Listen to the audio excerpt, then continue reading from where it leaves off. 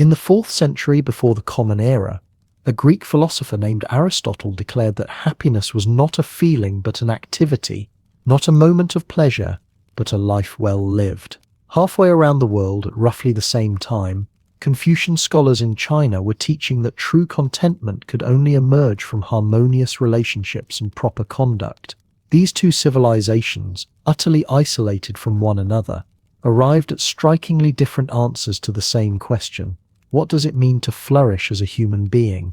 Tonight we will journey across continents and centuries to explore how different cultures have understood happiness, contentment, and human flourishing. From ancient Athens to Buddhist monasteries, from Enlightenment salons to contemporary neuroscience labs, we will trace the evolution of one of philosophy's most enduring questions. You will discover that what seems like a simple emotion is actually one of the most complex and culturally shaped concepts in human thought. We will encounter Epicurus in his garden outside Athens, teaching that pleasure meant freedom from disturbance rather than indulgence. We will sit with Stoic philosophers who claim that happiness depends entirely on what we can control. We will follow Buddhist monks pursuing liberation from desire itself, and Taoist sages seeking alignment with natural rhythms. We will watch as Enlightenment thinkers tried to measure happiness mathematically, and as 20th century scientists attempted to locate it in brain chemistry. Aristotle was 50 years old when he began composing the Nicomachean Ethics,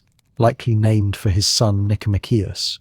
By then he had spent 2 decades studying under Plato, served as tutor to the young Alexander of Macedon, and established his own school, the Lyceum, in a grove of trees sacred to Apollo.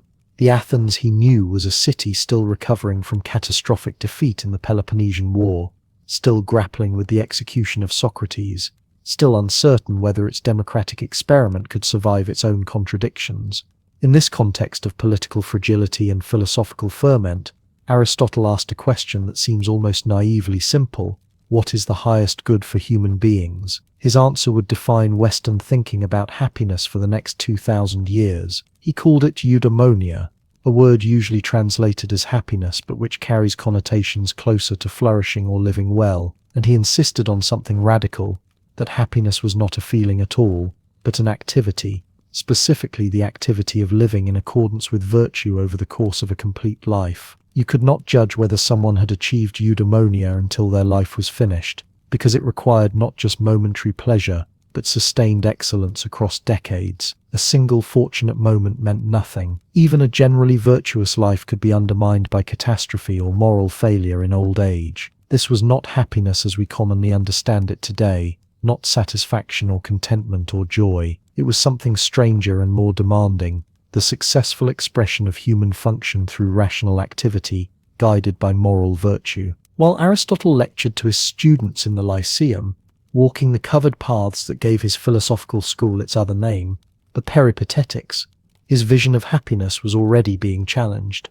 Not far from Athens, perhaps even within the city itself, other philosophers were developing radically different accounts of the good life. Some would argue that Aristotle had made happiness impossibly difficult, tying it to virtue and reason in ways that most people could never achieve. Others would claim he had not gone far enough, that true happiness required not just virtue but complete indifference to everything outside our control. Still others would insist that happiness as the Greeks understood it was a trap, that lasting contentment required not cultivating the self, but dissolving it entirely. These debates were not merely academic. In the centuries following Aristotle, as Greek city-states gave way to vast empires and then to Roman domination, philosophers increasingly saw their work as therapeutic, as providing practical guidance for living well amid circumstances that felt overwhelming and beyond individual control. Philosophy became medicine for the soul, and different schools prescribed different remedies. But the most fundamental challenge to Greek assumptions about happiness came from traditions that developed in complete independence from Athens. In northern India, sometime around the 6th century before the Common Era, a prince named Siddhartha Gautama walked away from palace life to seek the root of human suffering. What he discovered, sitting beneath a fig tree, was a diagnosis that would spread across Asia and eventually the entire world, that suffering arises from attachment, that happiness pursued through desire inevitably leads to disappointment, and that lasting peace requires a radical transformation of consciousness itself. In China, during the same period of philosophical flowering that produced Confucius and Laozi, thinkers were developing theories of happiness grounded not in individual achievement, but in proper relationships, not in transcending society, but in perfecting one's role within it. The very concept of an individual pursuing happiness, separate from family and community, would have seemed not just selfish but incoherent. Happiness, in these frameworks, was not something you achieved for yourself, but something that emerged from the quality of your connections to others and to the patterns of the cosmos itself. These different cultural traditions did not simply offer different paths to the same destination. They were, in a profound sense, talking about different things entirely. When Aristotle spoke of eudaimonia, when the Buddha spoke of nirvana, when Confucius spoke of Ren, they were not offering competing answers to one question, but asking different questions shaped by different assumptions about the self, society, and the nature of reality. And yet all were responding to something recognizably human, the desire to live well, to minimize suffering, to find meaning in the brief span of consciousness we are granted. The history of happiness philosophy is not a story of progress toward better answers, but of cultures constructing the question itself in ways that reflect their deepest values. Tonight we will explore how these visions emerged, how they spread and transformed, how they encountered and sometimes misunderstood each other, and how they continue to shape contemporary debates about well-being, from positive psychology laboratories to government policy initiatives. The question of what makes life worth living has never been more urgent, and it has never had more possible answers. While Aristotle was teaching in Athens that happiness came through rational virtue, a very different philosophical tradition was taking shape in the pleasure gardens just outside the city walls. This alternative vision would challenge everything the Academy held dear about the relationship between virtue and the good life. The city of Athens in the 4th century before the Common Era was not a peaceful place. War with Sparta had devastated a generation. Democracy had executed Socrates for corrupting youth and disrespecting the gods. Political factions murdered each other in the streets. Into this world of instability and violence, a philosopher named Aristotle proposed something audacious, that despite all this chaos, human beings could still achieve happiness, but only if they understood what happiness actually was. He opened his school, the Lyceum, in 335 BCE, and began teaching that nearly everything people thought they knew about happiness was wrong. Most Athenians, like most people in any era, assumed happiness meant feeling good, a successful business deal, a satisfying meal, an evening of wine and conversation, a victory in athletic competition. These moments of pleasure seemed obviously to constitute happiness. Aristotle had a different view. He used a word that would echo through Western philosophy for the next 2,000 years, eudaimonia. The term translates awkwardly into English. Flourishing comes close. Living well captures some of it, but neither quite reaches what Aristotle meant. Eudaimonia was not a feeling at all. It was an activity, a way of living that expressed the highest capacities of human nature over the course of an entire life. The distinction mattered because feelings come and go. You feel pleasure when you eat honey, but the pleasure fades. You feel satisfied after winning a competition, but soon you need another victory. Chase these feelings, and you end up on what later philosophers would call the hedonic treadmill, constantly running but never arriving. Aristotle used a different Greek word for this pursuit of pleasure, hedonia, and he was clear that hedonia was not eudaimonia. Pleasure might accompany a flourishing life, but it could never constitute one. You could spend your days eating expensive food, drinking fine wine and enjoying physical pleasures, and still fail utterly to achieve eudaimonia. Conversely, you might face significant hardship and still be flourishing in the way that mattered most. So what did constitute eudaimonia? Aristotle's answer required thinking about what human beings fundamentally are. Every living thing has a function, an ergon, something it does that defines its nature. The function of a knife is to cut. A good knife cuts well. The function of an eye is to see. A good eye sees clearly. What, then, is the function of a human being? Here Aristotle made a move that would shape ethics for centuries. Human beings, uniquely among animals, possess reason. Our function, therefore, is to live according to reason, but not reason in some cold, calculating sense. Reason that shapes character, that guides choice, that finds the right way to act in each circumstance. This was virtue, arete, and it came in many forms. Courage was the virtue that helped you face danger appropriately, neither fleeing when you should stand nor rushing foolishly toward death.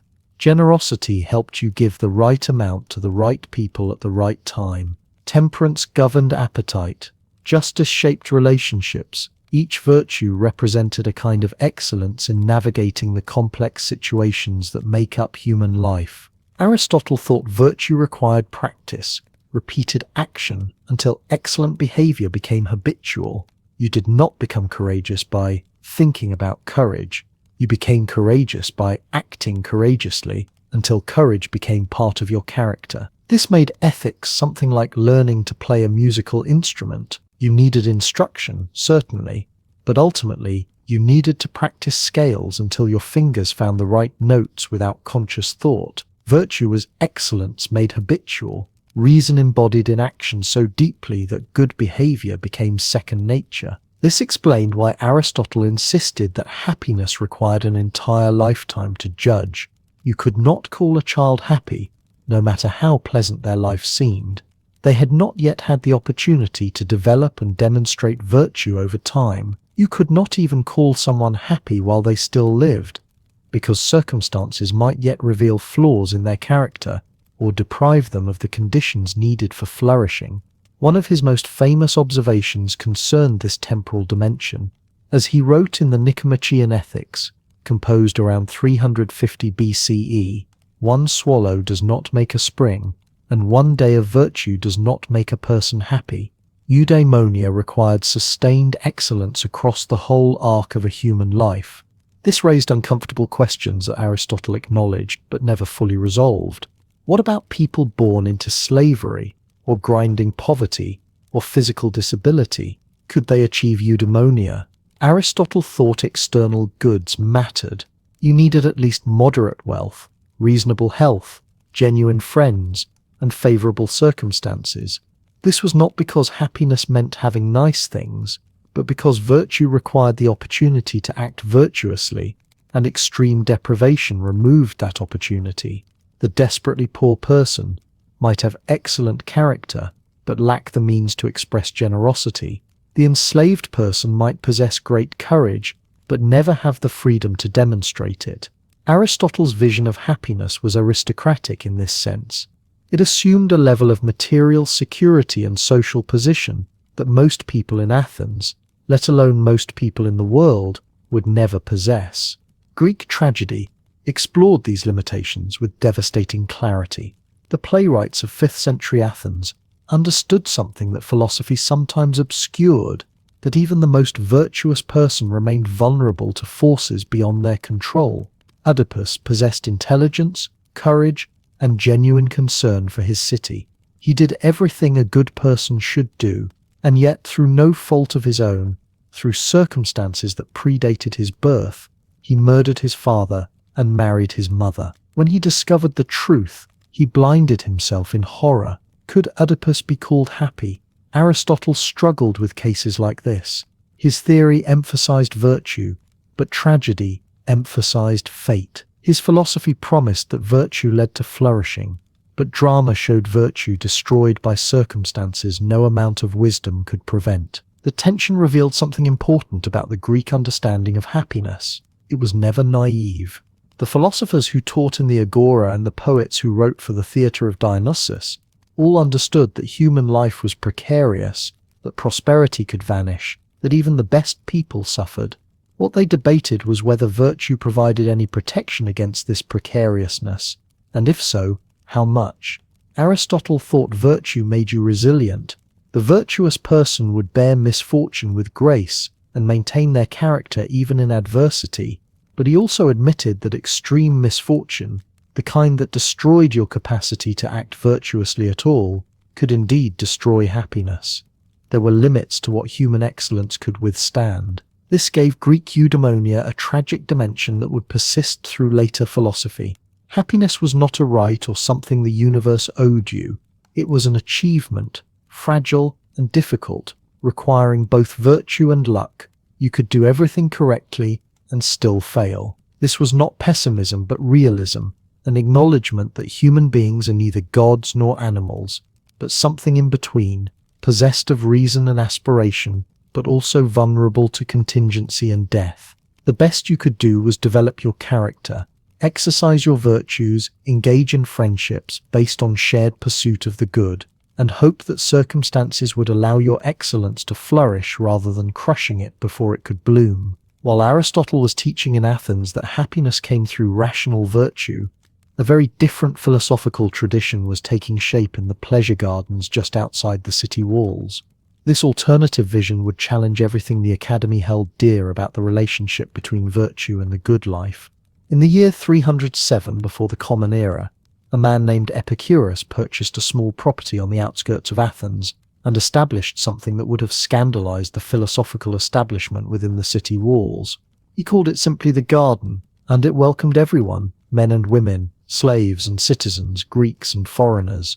While Aristotle's students debated virtue in the Lyceum and Plato's Academy contemplated eternal forms, Epicurus invited his followers to share bread, conversation, and the quiet cultivation of a very different kind of happiness. Above the entrance, tradition holds, hung an inscription, "Stranger, here you will do well to tarry. Here our highest good is pleasure." The scandal was immediate. Pleasure as the highest good?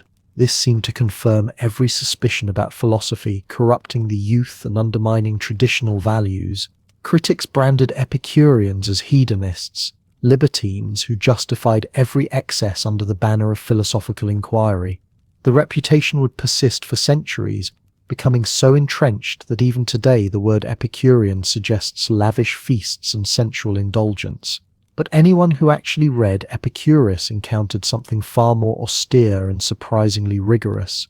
Epicurus distinguished his philosophy from crude hedonism through a careful analysis of pleasure itself. He recognized two types: kinetic pleasures, which involve the active satisfaction of desire, katastematic pleasures, which emerge from a state of equilibrium and freedom from pain. The first category included obvious examples like eating when hungry or drinking when thirsty. These pleasures are intense but fleeting, and they require constant renewal. The second category proved more subtle and more central to his vision. Katastematic pleasure was not the excitement of satisfied desire, but the deeper contentment of having no urgent needs at all.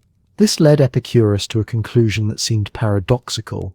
The highest pleasure comes from the absence of disturbance. He called this state ataraxia, a word that translates roughly as tranquility or imperturbability. True happiness, in his view, required minimizing desires rather than maximizing their satisfaction. The path to contentment ran through simplicity, not accumulation. A meal of bread and water could bring genuine pleasure to someone who had cultivated the right mental state, while a banquet might leave a person of disordered desires still craving more. The garden operated as a kind of philosophical laboratory for testing these ideas. Epicurus and his followers lived simply, sharing modest meals and supporting one another in the practice of what they called prudence. This cardinal virtue involved carefully distinguishing between necessary desires, unnecessary but natural desires, and vain desires that could never be satisfied. Necessary desires were food, shelter, companionship. Unnecessary but natural desires included things like fine food or sexual pleasure, which could be enjoyed in moderation without disturbance. Vain desires comprised everything driven by status, wealth, and the opinions of others. These latter appetites, Epicurus insisted, had no natural limit and would forever undermine tranquility. This philosophy carried political implications that made Epicureans even more suspicious to conventional society. If happiness required only simple pleasures and freedom from disturbance, then participation in public life became optional at best. The famous Epicurean maxim "live unknown" directly contradicted Greek ideals of civic virtue and public honor. While Aristotle had insisted that humans were political animals who could only flourish through participation in the polis, Epicurus suggested that politics generated precisely the anxieties and competitions that destroyed ataraxia. Better to cultivate friendship in private than chase glory in the assembly. The Epicurean understanding of death followed the same logic of eliminating unnecessary fear. Epicurus developed an argument that became famous for its elegance.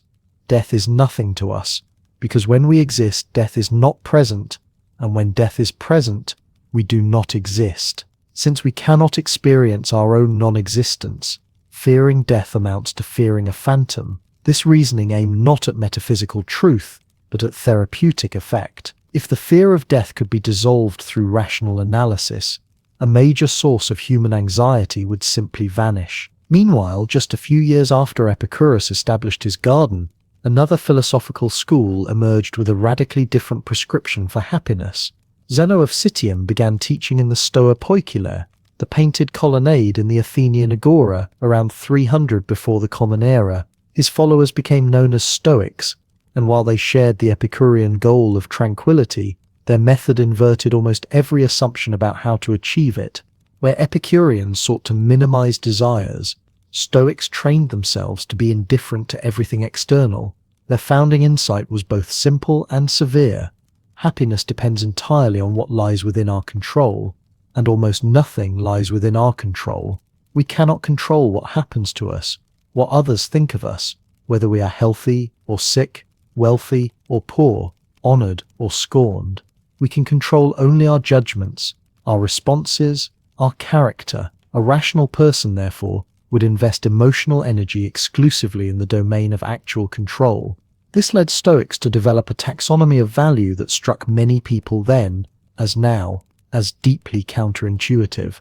They insisted that only virtue was genuinely good, and only vice genuinely bad. Everything else occupied a category they called indifference, things that made no real difference to happiness. Health, wealth, reputation, even life itself fell into this category. Stoics did not claim these things had no value at all. They distinguished between preferred indifference like health and dispreferred indifference like sickness. A rational person would generally prefer health to sickness, all else being equal. But since health did not lie entirely within one's control, it could not be essential to happiness. The practical implications were extraordinary. A Stoic sage, at least in theory, would remain equally tranquil whether honored or insulted, wealthy or destitute, surrounded by loved ones or utterly alone. This perfect indifference represented an ideal that few could achieve, but the pursuit of it structured daily Stoic practice. The philosopher Epictetus, who lived in the 1st and 2nd centuries of the Common Era and had himself been enslaved, taught his students to begin each day by distinguishing what belonged to them and what did not. Your body does not belong to you entirely. It can be injured by others, afflicted by disease, eventually killed. Your reputation exists in the minds of others and therefore lies outside your control, but your capacity to judge, to choose, to maintain your integrity regardless of circumstances, this alone was truly yours. Marcus Aurelius, who served as Roman emperor from 161 to 180 of the Common Era, kept a private journal of Stoic reflections that became known as the Meditations. Writing to himself during military campaigns and administrative crises, he repeatedly reminded himself that external circumstances possessed no power to disturb a well-ordered mind. If someone insults you, the insult itself cannot harm you unless you judge it harmful. If your plans fail, the failure touches only outcomes, not your virtue. This constant practice of cognitive reframing aimed to create what Stoics called apatheia, another term often mistranslated. It meant not the absence of all feeling, but freedom from irrational passions that arose from false judgments about what mattered. Both Epicureanism and Stoicism understood philosophy as fundamentally therapeutic. They were not abstract systems for explaining the universe, but practical methods for living well, despite the universe's indifference to human concerns. The Hellenistic period, when both schools flourished, was an age of anxiety. The small independent city-states of classical Greece had given way to vast empires. Individuals felt increasingly powerless before historical forces and political powers they could neither understand nor influence. Traditional religious certainties were eroding under philosophical critique. In this context, both Epicureans and Stoics offered something precious, a sense of control, a path to tranquility, a set of practices that could make life bearable. The contrast between their methods remained striking. Epicureans withdrew from public life to cultivate simple pleasures among friends. Stoics engaged fully with worldly duties while maintaining inner detachment from outcomes. Epicureans sought to minimize desire. Stoics sought to purify judgment. Both pursued ataraxia, but they mapped entirely different routes to reach it. History proved more hospitable to Stoicism, at least initially. Its emphasis on duty and virtue appealed to Roman elites, while Epicureanism's withdrawal from public life seemed incompatible with the demands of empire. Yet both philosophies spread throughout the Mediterranean world, offering competing visions of how philosophical reasoning could transform human experience from the inside. They represented perhaps the most sustained ancient attempt to use logic and systematic thinking, not to understand external reality, but to reshape internal response. These Greek and Roman philosophies assumed that happiness could be achieved through individual cultivation of reason and virtue. But in Asia, entirely different assumptions about the self, society, and the cosmos were producing radically alternative visions of human flourishing. While Greek and Roman philosophers argued about virtue and pleasure in the Mediterranean world, a prince in northern India was conducting an experiment that would reshape how millions understood the very nature of happiness. Siddhartha Gautama was born around 563 before the Common Era into luxury that would have satisfied any Epicurean's dream of refined pleasure. His father, determined to shield his son from suffering, constructed a palace life of such carefully curated beauty that Siddhartha reached his late 20s without encountering illness, old age, or death. When he finally ventured beyond the palace walls and witnessed human suffering in its raw forms, the encounter shattered not just his sheltered worldview, but the entire framework through which he understood what made life worth living. The question he began asking was more radical than anything debated in Athens. What if happiness itself was the problem? The teaching that emerged from Siddhartha's awakening under the Bodhi tree proposed something that would have struck most Greek philosophers as bizarre. The Buddha's first noble truth declared that dukkha, usually translated as suffering, but perhaps better understood as unsatisfactoriness, permeates all conditioned existence. This was not pessimism, but diagnosis. Even moments of pleasure contain the seeds of suffering because they cannot last, because we cling to them, because we build our sense of self around experiences that are fundamentally impermanent. The second noble truth identified the root cause, tanha, often translated as craving or thirst. We suffer because we want things to be other than they are, because we grasp at pleasant experiences and push away unpleasant ones, because we construct elaborate stories about a permanent self that needs defending and satisfying. Here was a theory of happiness that inverted the entire Western approach. Where Aristotle saw flourishing through the cultivation of excellence, the Buddha saw that the very notion of a self who could flourish was part of the problem. Where Epicurus sought to refine desire towards sustainable pleasures, the Buddha suggested that desire itself, no matter how refined, generated the dissatisfaction we were trying to escape. The third noble truth offered hope. Nirvana, the cessation of suffering, was possible. But nirvana did not mean an eternal state of bliss in the way a Greek might imagine happiness. It meant something closer to extinguishing, like a flame going out when deprived of fuel. The fuel being extinguished was not life, but the grasping, the clinging, the endless cycling of desire and disappointment that kept consciousness bound to suffering. The fourth noble truth provided the method, the noble eightfold path, a practical program for undoing the psychological habits that generate suffering. Right view and right intention addressed understanding and motivation. Right speech, right action, and right livelihood concerned ethical conduct. Right effort, right mindfulness, and right concentration developed mental discipline. This was not a list of commandments, but a description of how liberation actually worked in practice. Each element supported the others, and none could be mastered through mere intellectual assent. You could not think your way to enlightenment any more than you could think your way to athletic excellence. The path required training, repetition, and the gradual transformation of deeply ingrained patterns. The concept of anatta, no self, stood at the philosophical heart of Buddhist psychology. When you examined experience closely through meditation, the Buddha taught, you found no permanent, unchanging self. What you called yourself was actually a constantly shifting bundle of sensations, perceptions, mental formations, and consciousness.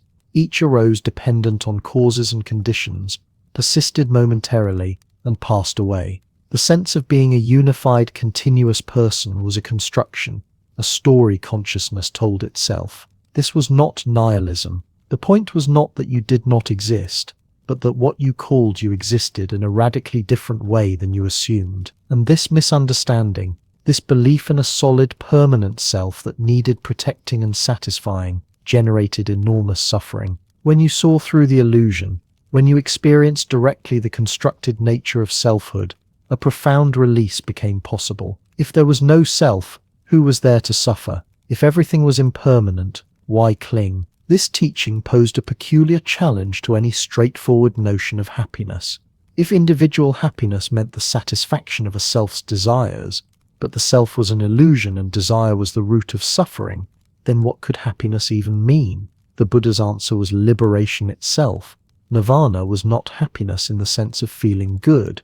It was freedom from the entire framework of grasping and aversion that made happiness and unhappiness meaningful categories. Western philosophy generally assumed that happiness required a subject who was happy. Buddhist philosophy suggested that the dissolution of the subject-object duality was itself the goal. This was happiness beyond happiness, contentment that transcended the need for contentment. As Buddhism spread across Asia over the centuries following the Buddha's death, different traditions developed distinct emphases. Theravada Buddhism, dominant in Sri Lanka, Thailand, and Myanmar, maintained what it considered the original teachings focused on individual liberation. The ideal figure was the arhat, one who through personal practice had extinguished the defilements and would not be reborn. Theravada emphasized monastic practice, rigorous meditation, and the gradual purification of mind. Happiness in this tradition meant the progressive weakening of craving, aversion, and delusion through direct insight into the nature of reality. It was a solitary path in important ways. You could not achieve liberation on behalf of someone else. Each person had to do the work of seeing through their own illusions. Mahayana Buddhism, which developed several centuries after the Buddha and spread through China, Japan, Korea, and Tibet, took a dramatically different approach.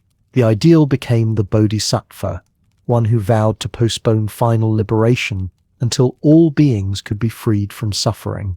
This represented a profound reimagining of Buddhist goals. Where Theravada focused on individual enlightenment, Mahayana emphasized universal compassion. The bodhisattva took on the suffering of others, remained in the world of birth and death voluntarily, and worked tirelessly for the liberation of all sentient beings. In this tradition, the highest form of practice was not withdrawing from the world, but engaging with it fully, motivated by boundless compassion rather than personal craving. Mahayana philosophy also developed the concept of emptiness, shunyata, in increasingly subtle ways. Not just the self, but all phenomena were empty of inherent existence.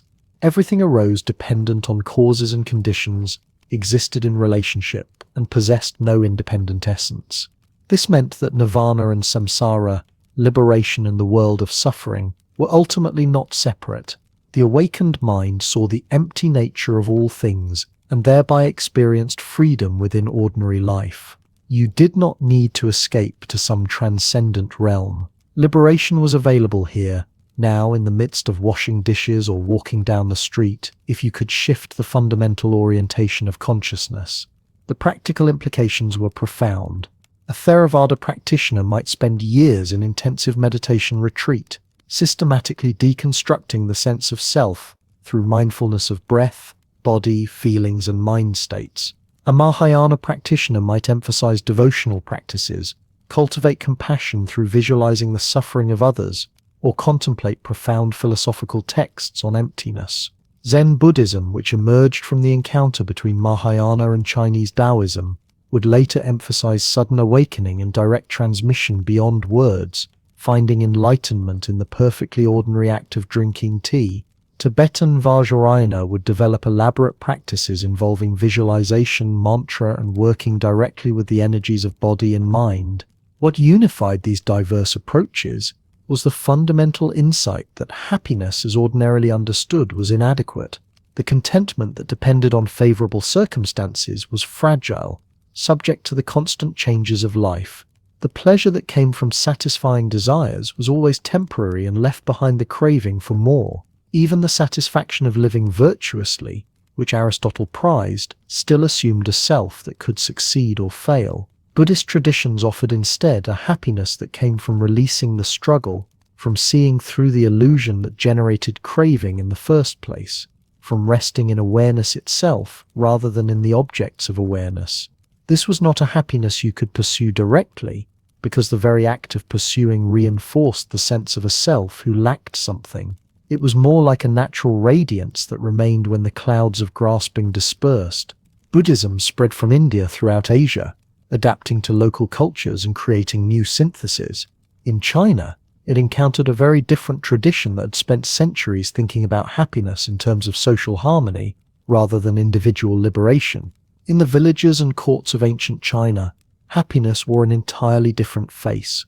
Where Greeks had sought virtue through individual reason and Buddhists pursued liberation from the cycle of suffering, Chinese philosophers approached human flourishing as something inseparable from the web of relationships that defined a person's existence. During the spring and autumn period, when Confucius walked the roads between warring states in the 6th century before the Common Era, China faced a crisis not of meaning but of order. The old feudal system was collapsing. Traditional hierarchies no longer held. Violence and chaos threatened to consume everything.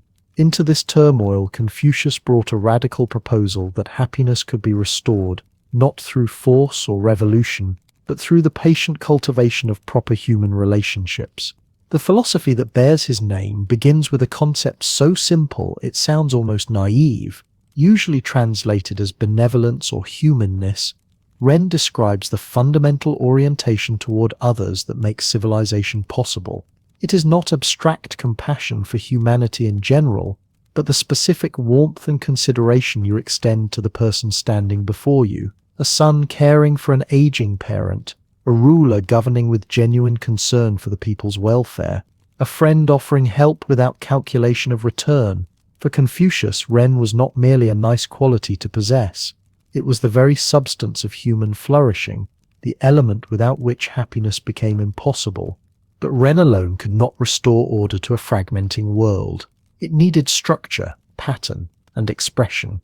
This is where Lai enters the Confucian vision. The word Lai originally referred to religious rituals and sacrificial rites, but Confucius expanded it to encompass the entire network of social forms that shape human interaction. The specific gestures of respect between student and teacher, the elaborate protocols governing family gatherings, the careful distinctions in how you address people of different ages and stations. To modern ears, this emphasis on ritual propriety can sound stifling, even oppressive. Why should happiness depend on memorizing the correct depth of a bow or the proper order of serving tea? Confucius would have found the question itself revealing. He saw law not as arbitrary rules imposed from outside, but as the accumulated wisdom of generations about how human beings can live together harmoniously. When you perform a ritual correctly, you are not merely following a rule, you are participating in a tradition that connects you to ancestors and descendants, to the very continuity of civilization itself. The comfort and satisfaction that arise from proper conduct are not separate from virtue. They are what virtue feels like when enacted in the world. This leads to what might be the most distinctive element of Confucian happiness, the ideal of the junzi, the cultivated person, sometimes translated as gentleman or exemplary person. The junzi represents what a human being becomes through years of moral self-cultivation. Unlike the Buddhist aha, who achieves enlightenment, or the Greek sage who attains wisdom, the junzi never stops learning and refining. There is always another layer of subtlety in human relationships to master, always another situation requiring new applications of old principles. The junzi finds contentment not in having arrived at perfection, but in the ongoing process of becoming more fully human. This process unfolds within the 5 fundamental relationships that structure Confucian society: ruler and subject, father and son, husband and wife, elder and younger sibling, friend and friend. Each relationship carries specific obligations and appropriate forms of conduct. The happiness available within each relationship arises from fulfilling your role with sincerity and skill. A son who cares for his parents with genuine affection experiences a different quality of contentment than someone who performs the same actions out of mere duty. The external form matters, but so does the inner orientation. Confucius taught that harmonious relationships require both correct behavior and authentic feeling.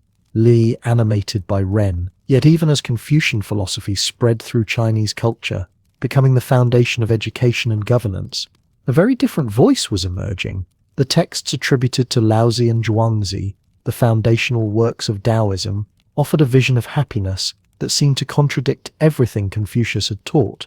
Where Confucianism saw structure and cultivation, Taoism saw artifice and strain. Where Confucianism prescribed careful attention to social roles, Taoism recommended forgetting such distinctions entirely. The Tao Te Ching opens with a warning that the Tao that can be spoken is not the eternal Tao, immediately placing itself at odds with Confucian emphasis on correct names and clear definitions. Taoist philosophy centers on a concept difficult to translate, but essential to understanding Chinese approaches to happiness: Wu Wei, often rendered as non-action or effortless action.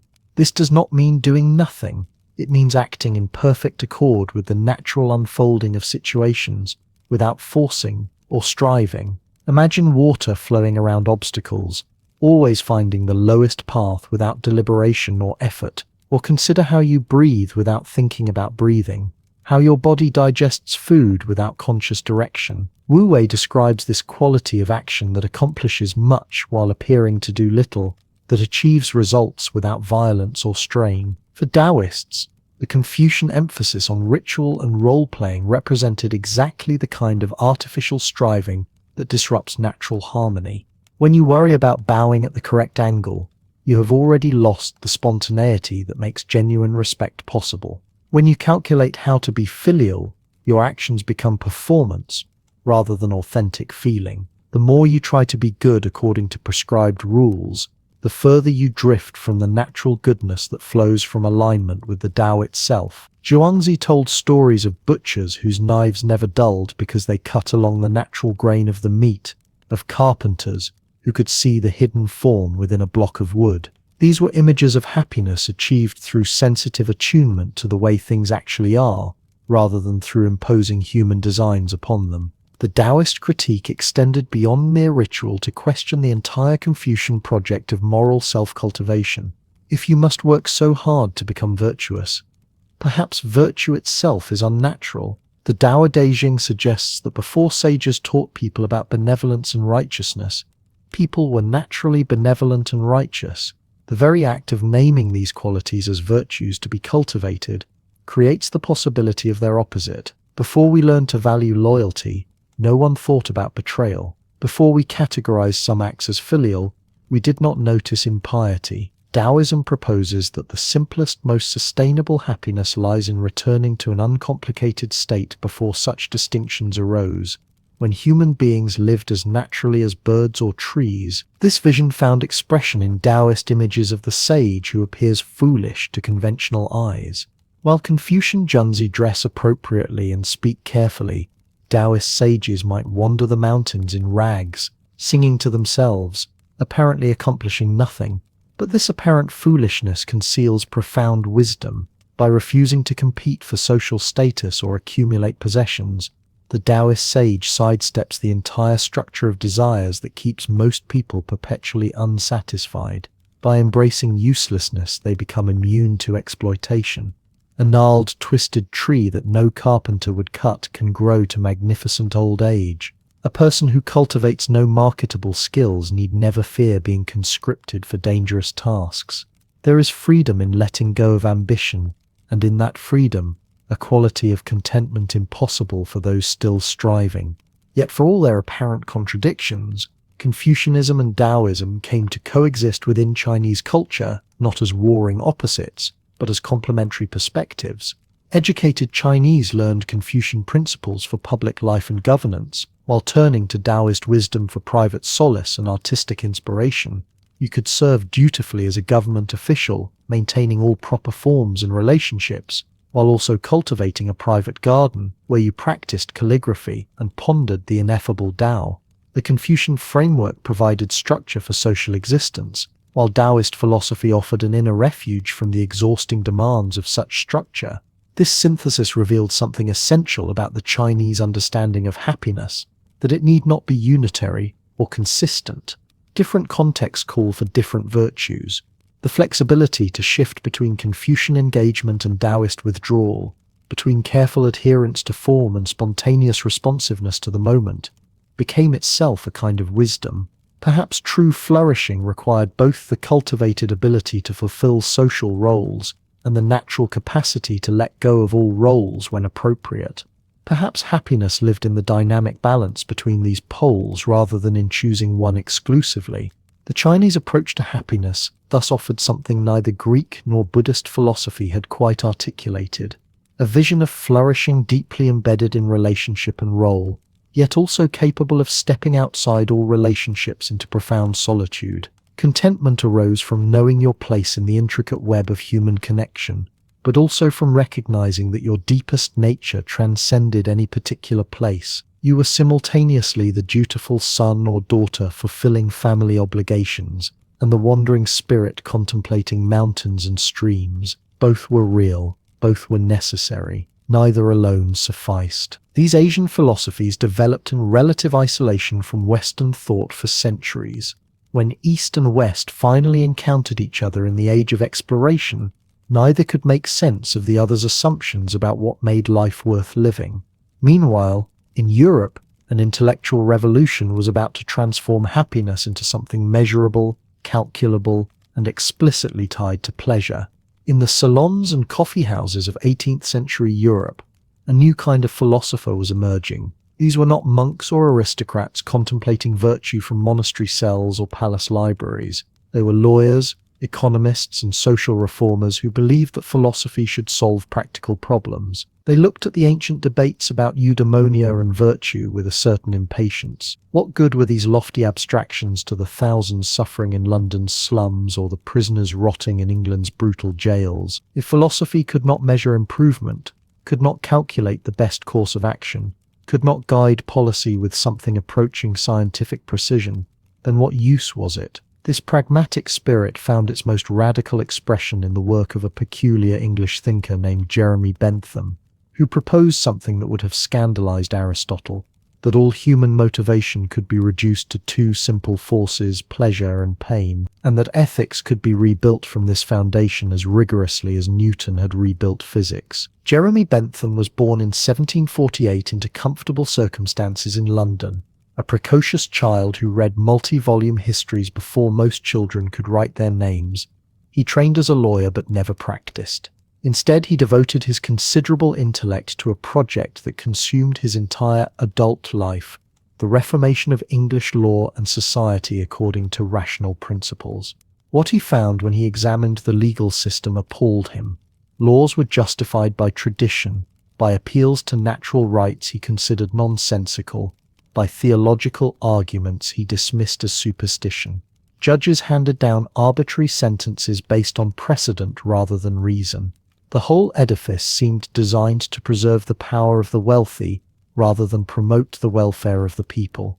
Bentham became convinced that ethics and law needed a completely new foundation, one that made no appeal to abstractions like natural law or divine command. He found that foundation in the simplest possible observation about human nature: people seek pleasure and avoid pain. In 1789, the same year the French Revolution exploded across the Channel, Bentham published his Introduction to the Principles of Morals and Legislation. The opening sentence announced his radical program with stark clarity. Nature has placed mankind under the governance of two sovereign masters, pain and pleasure. Everything else in ethics, he argued, was merely disguised reference to these fundamental motivators. When people spoke of duty or rights or virtue, they were really just expressing in confused language what actions promoted pleasure or prevented pain. Bentham proposed to cut through this confusion with what he called the principle of utility, that the right action is the one that produces the greatest happiness for the greatest number of people,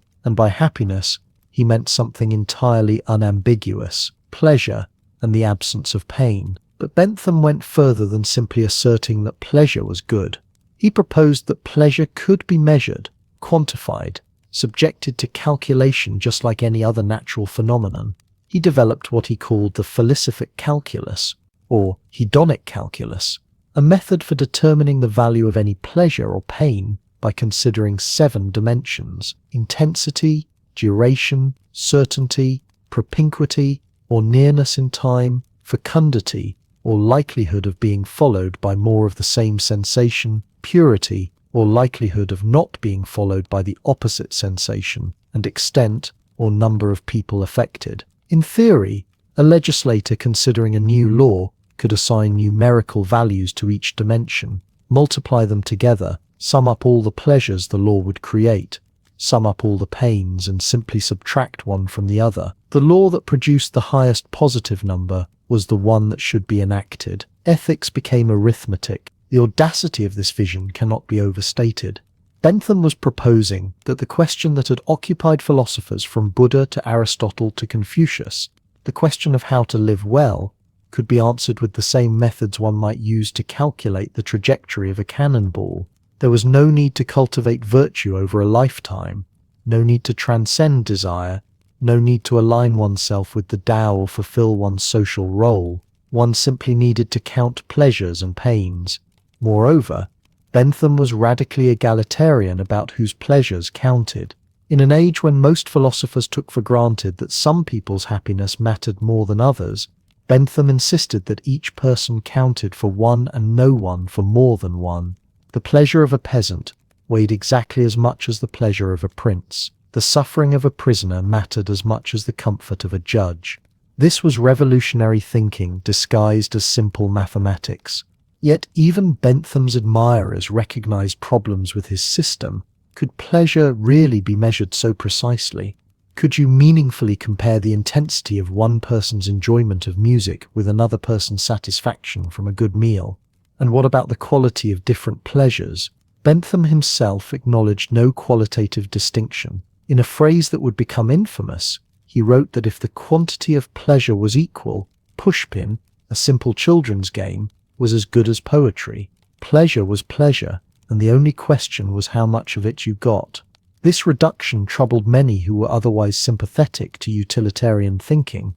It seemed to miss something important about what made human life valuable. John Stuart Mill, born in 1806, grew up as something close to a utilitarian experiment. His father, James Mill, was a devoted follower of Bentham, who designed his son's education to create the perfect rational utilitarian. Young Mill began learning Greek at 3, Latin at 8, and by his teens had worked through vast quantities of history, mathematics, and philosophy. He was, by any measure, a prodigy. He was also, by his early 20s, miserable. In 1826, he suffered what he called a mental crisis, a depression that made him question everything his education had taught him. He found himself asking whether, if all the social reforms the utilitarians dreamed of were accomplished, if all the pleasures they calculated were distributed, he would be happy. The answer was no. Something was missing from the calculus. Mill's recovery from this crisis involved discovering literature, poetry, music, the very things Bentham had dismissed as merely one source of pleasure among others. These experiences convinced Mill that Bentham's system, while valuable, was incomplete. When Mill published his own book titled simply Utilitarianism in 1863, he retained the basic utilitarian framework, but introduced a crucial modification. Some pleasures, he argued, were inherently superior to others. Better to be Socrates dissatisfied than a fool satisfied. Better to be a human being dissatisfied than a pig satisfied. The fool and the pig might disagree, but that was only because they had not experienced both kinds of pleasure. Anyone who had experienced both higher intellectual and aesthetic pleasures and lower bodily pleasures, Mill insisted, prefer the higher ones even if they came with less intensity or duration. This move saved utilitarianism from its crudest implications, but it also undermined the beautiful simplicity of Bentham's calculus. If some pleasures were qualitatively superior to others, then you could no longer simply add up quantities and compare totals. You needed to make judgments about which pleasures were higher, and those judgments seemed to smuggle back in exactly the kind of evaluative claims that Bentham had tried to eliminate. Mill attempted to ground these judgments in the preferences of competent judges, those who had experienced both kinds of pleasure. But this raised new questions. What if competent judges disagreed? What if someone genuinely preferred lower pleasures after experiencing both? Mill's attempt to refine utilitarianism revealed tensions that would only multiply as later thinkers examined the theory more closely. Both Bentham and Mill struggled with another problem that would haunt utilitarian thinking: the potential conflict between utility and justice. If the right action is the one that produces the greatest total happiness, then it might sometimes be right to punish an innocent person, if doing so would prevent greater unhappiness. Imagine a community on the verge of riot after a terrible crime. The authorities know that executing someone, anyone, would calm the mob and prevent violence that would cause great suffering. If they cannot find the real culprit, would it be right to frame and execute an innocent person? The utilitarian calculus seemed to say yes. If the happiness gained by preventing the riot exceeded the suffering of the one innocent victim. Mill tried to argue that such cases would never actually arise, that respecting rights and following rules of justice would in the long run always maximize utility.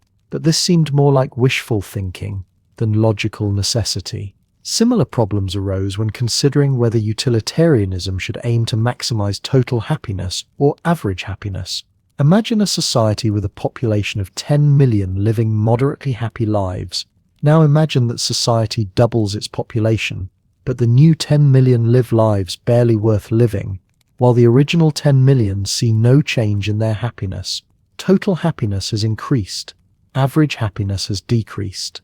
Which society has done better, according to utilitarian principles? Bentham's formulation, the greatest happiness for the greatest number, seemed to endorse both maximizing the amount of happiness and maximizing the number of happy people. But these goals could conflict. This puzzle, later formalized as the mere addition paradox, suggested that strict application of utilitarian logic might lead to deeply counterintuitive conclusions. Despite these difficulties, utilitarianism transformed how Western society thought about ethics and policy. Bentham's insistence that laws should promote the welfare of all people rather than preserving traditional privileges helped drive legal and social reform throughout the 19th century. Prison conditions improved, voting rights expanded, public health measures were adopted, all justified in part by utilitarian arguments about reducing suffering and increasing well-being. The idea that policy should be guided by empirical investigation of consequences rather than abstract principles or religious doctrine became foundational to modern governance. Every cost-benefit analysis, every public health calculation, every attempt to measure the impact of social programs carries the DNA of Bentham's radical proposal. But the deeper legacy of utilitarianism may be how it exposed the profound difficulty of measuring and comparing human experience.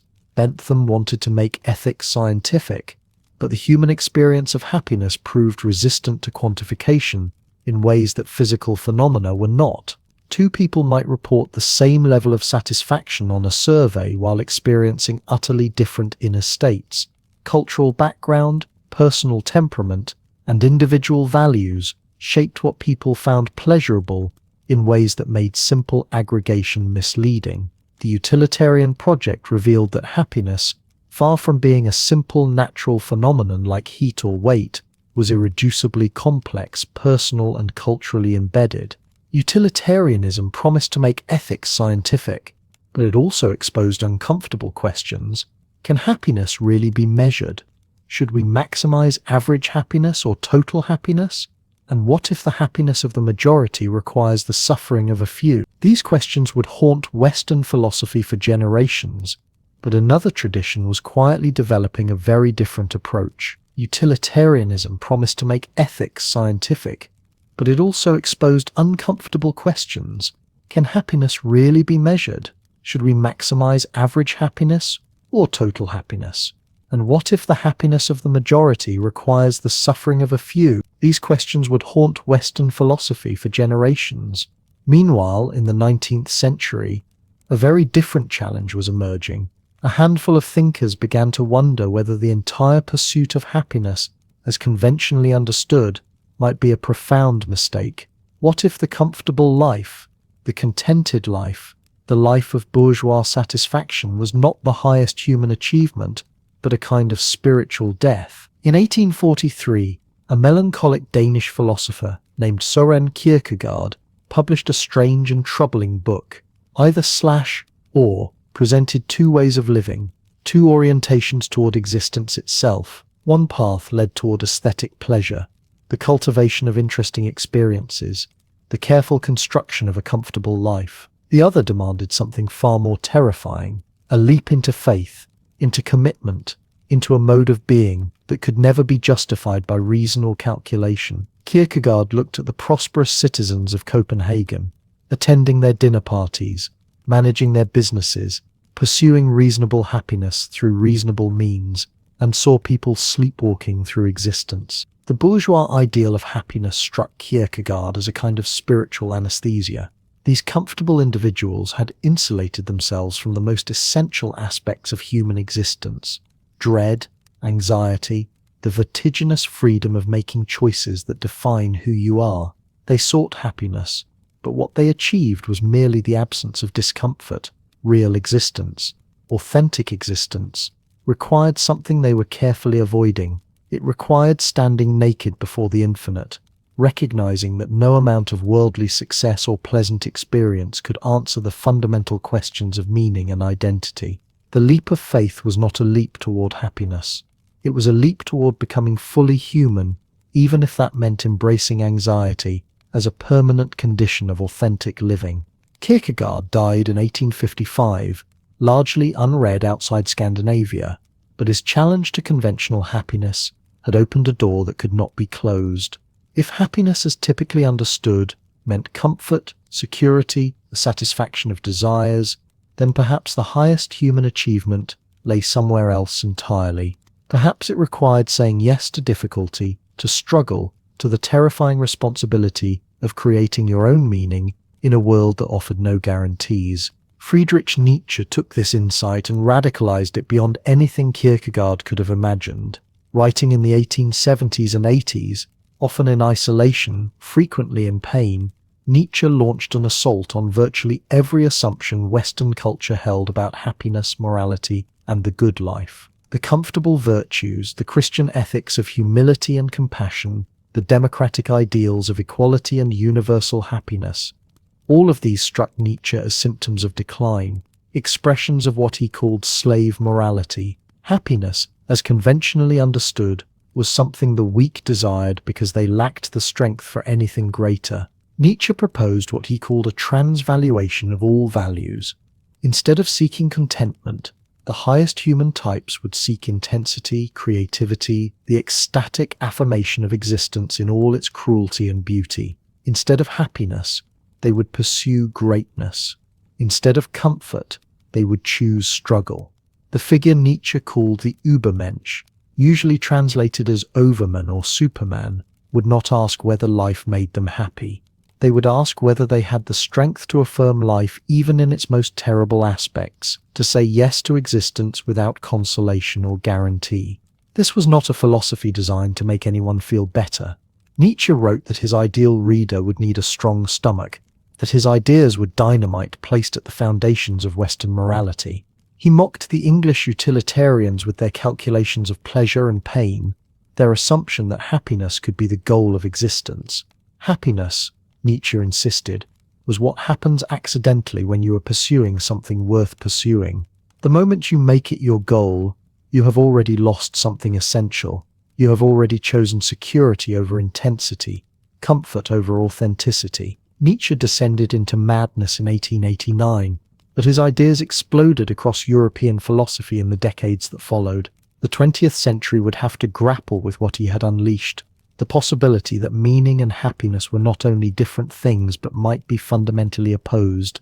that the meaningful life might require precisely the kind of suffering and struggle that utilitarian ethics tried to minimize. Jean-Paul Sartre, writing in occupied Paris during the 1940s, pushed existentialism into even more uncomfortable territory. His claim was stark and uncompromising: existence precedes essence. Human beings are not born with a predetermined nature or purpose.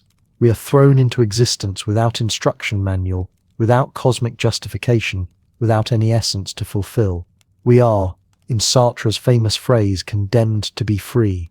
This freedom was not the liberation promised by political movements or self-help philosophies.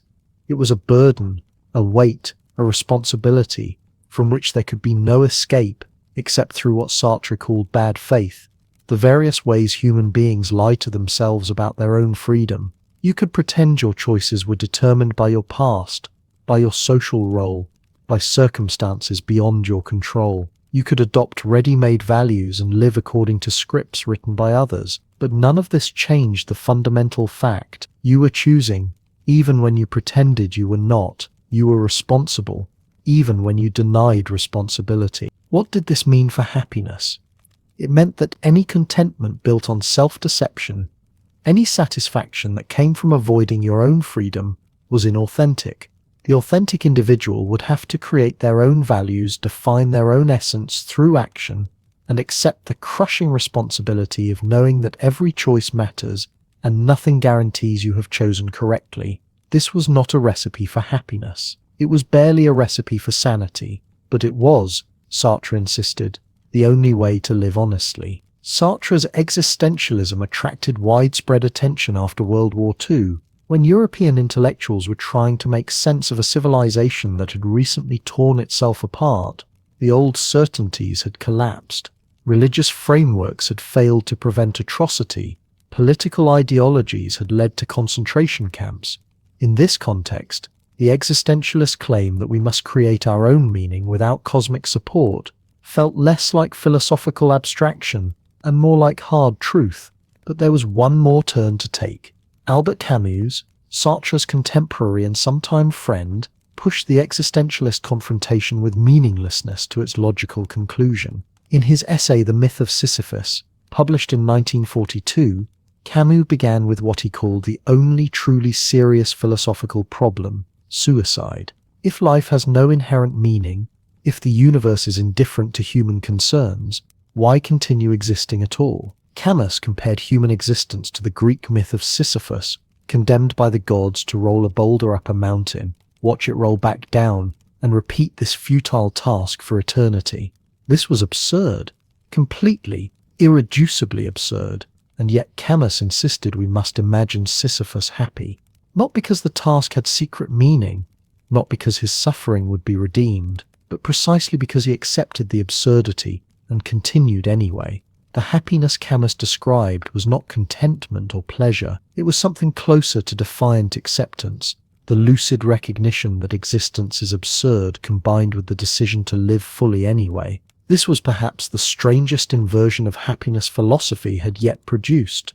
For Aristotle, happiness came through fulfilling your essential nature. For Epicurus, through careful cultivation of pleasure. For utilitarians, through maximizing satisfaction. But for Camus, happiness emerged exactly at the point where you stopped demanding that life make sense, stopped requiring cosmic justification, and embraced existence in full awareness of its fundamental absurdity.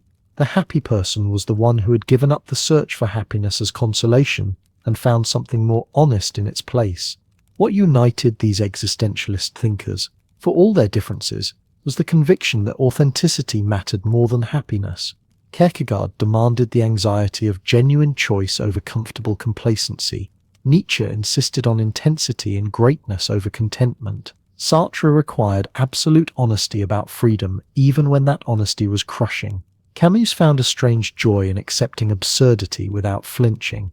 None of them offered a path to conventional happiness, because all of them believed conventional happiness was built on evasion, on the refusal to look directly at existence in all its difficulty and strangeness. This was not philosophy designed to help you sleep better at night. It was philosophy that insisted you wake up, that you stop sleepwalking through existence, that you take full responsibility for a freedom you never asked for in a universe that offers no guarantees. Whether this counted as wisdom or simply as a particularly European form of intellectual masochism remained an open question, but it changed the conversation about happiness permanently. After existentialism, no philosopher could simply assume that feeling good was the same as living well, that contentment was the same as authenticity, that the goal of existence was to maximize pleasant experiences. While European existentialists grappled with meaning in an apparently meaningless universe, cultures that had never experienced this particular crisis of faith continued to cultivate very different understandings of well-being. African, indigenous, and non-Western traditions maintained visions of happiness deeply embedded in community, connection, and reciprocity, while European existentialists grappled with meaning in an apparently meaningless universe. Cultures that had never experienced this particular crisis of faith continued to cultivate very different understandings of well-being. In Southern Africa, Japan, and indigenous communities across the Americas, happiness was never conceived as something an individual could achieve in isolation. The very question that obsessed Western philosophy, "How can I be happy?" made no sense in these traditions. The premise itself was wrong. In the languages of the Nguni peoples of Southern Africa, there exists a concept that Western translators struggle to capture with a single English word. Ubuntu is sometimes rendered as humanity toward others, sometimes as I am because we are, sometimes simply as a person is a person through other people. Archbishop Desmond Tutu, who helped introduce Ubuntu to global consciousness, described it as the essence of being human. A person with Ubuntu is open and available to others, affirming of others, does not feel threatened that others are able and good, for they have a proper self-assurance that comes from knowing that they belong in a greater whole. The philosophy embedded in this term challenges the foundational assumption of most Western thought about happiness, that it begins with the autonomous individual who then chooses to connect with others. Ubuntu suggests that the individual self is a fiction, or at least a secondary construction. You exist only in relationship. Your happiness cannot be separated from the happiness of those around you. This is not merely a poetic sentiment or moral ideal. It describes a fundamentally different ontology, a different understanding of what a person is. When a Xhosa person says umuntu numuntu nubantu, a person is a person through persons, they are making a claim about the nature of reality itself. Your identity, your consciousness, your very being emerges from your relationships and interdependencies. To ask how you alone can be happy is like asking how a wave can exist without an ocean. The question reveals a confusion about what you are. The practical implications of Ubuntu philosophy extend into every domain of life. In traditional Southern African communities, decisions were made through extensive consultation aimed at consensus rather than majority rule. Restorative justice practices focused on healing relationships and reintegrating offenders rather than punishing individuals. Even conceptions of wealth and prosperity were communal, measured not by what one accumulated, but by what one shared and the strength of one's relational network. Happiness in this framework is not a feeling you cultivate through meditation or achieve through personal accomplishment. It is the natural state that emerges when relationships are in balance, when the community is whole. Halfway around the world, Japanese culture developed its own vocabulary for a relational understanding of purpose and fulfillment. The concept of ikigai, which gained international attention in the early 21st century, is often translated as reason for being, or that which makes life worth living. But this translation misses crucial nuances. Ikigai is not something you discover within yourself through soul-searching. It emerges at the intersection of four elements: what you love, what you are good at, what the world needs, and what you can be rewarded for. Notice the third element, what the world needs. Your purpose is not purely personal. It is necessarily social, embedded in a web of relationships and responsibilities to others. The concept has roots in the small fishing villages of Okinawa, where exceptional longevity has been attributed partly to strong social bonds and clear sense of purpose. Elderly residents, when asked about their ikigai, rarely spoke of personal happiness or individual achievement. They mentioned their role in the community, the people who depended on them, the traditions they maintained, the knowledge they passed on. An old fisherman's ikigai might involve teaching young people to read the weather and tides. A grandmother's might center on preserving recipes and techniques that connect present generations to ancestral ways. The self is not absent from ikigai, but it is always a self in relation to others, a self that finds meaning through contribution rather than consumption. Japanese culture also maintains a distinction between ikigai and simple pleasure or happiness. You might enjoy a hobby without it being your ikigai. You might experience moments of joy that are disconnected from your deeper purpose. Ikigai is more fundamental, more structural. It is what gets you out of bed in the morning, not because you feel particularly good, but because your existence has direction. Your life fits into a larger pattern of meaning that includes other people. Indigenous American traditions offer yet another vision of happiness embedded in relationship. But here the web extends beyond human community to encompass the natural world itself. In Lakota spirituality, the phrase mitakuye oyasin, all my relations, appears in prayers and ceremonies. It acknowledges kinship not just with human family but with animals, plants, rocks, rivers, sky. Happiness in this framework cannot be separated from the health of these relationships, the balance of these connections. Many Native American traditions explicitly reject the idea that humans stand apart from or above the rest of creation. The Haudenosaunee concept of the seventh generation, making decisions based on their impact 7 generations into the future, assumes that your happiness today cannot come at the expense of descendants not yet born or the land that will sustain them. The self is temporally extended, reaching back to ancestors and forward to those who will come after. How can you be happy if you are poisoning the water your grandchildren will drink? The question is not rhetorical. It points to an understanding of happiness that is inseparable from responsibility, from reciprocity, from the health of systems that exceed any individual life. The Anishinaabe concept of Bima Diziwin, sometimes translated as the good life or living the good life, encompasses physical health, mental well-being, spiritual connection, and right relationship with others and the land. These elements are not separate components that add up to happiness. They are aspects of a single integrated wholeness. When elders speak of Mino Bima Diziwin, living well, they describe a way of being in the world that honors these connections, fulfills these responsibilities. Personal contentment that arose from ignoring these obligations would not be recognized as happiness at all. It would be a kind of delusion, a failure to understand your place in the web of relationships that constitutes reality. These traditions, Ubuntu, Ikigai, indigenous relationality, present a fundamental challenge to the individualism that saturates Western philosophy and contemporary culture. The challenge is not merely that they value community. Western philosophy has always acknowledged that humans are social creatures, that relationships matter for happiness. Aristotle said friendship was essential to the good life. Even Epicurus maintained his garden as a community. The challenge is deeper.